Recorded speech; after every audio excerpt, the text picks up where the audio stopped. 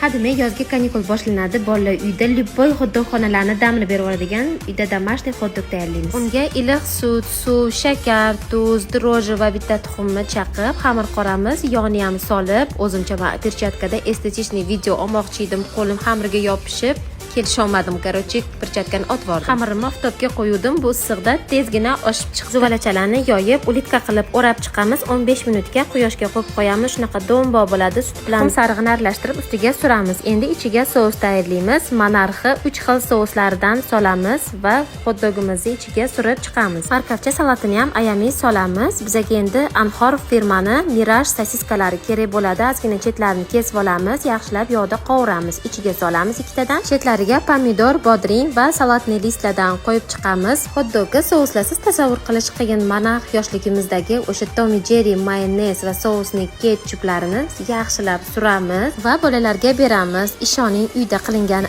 ancha barakali bo'ladi. Albatta tayyorlab ko'ring.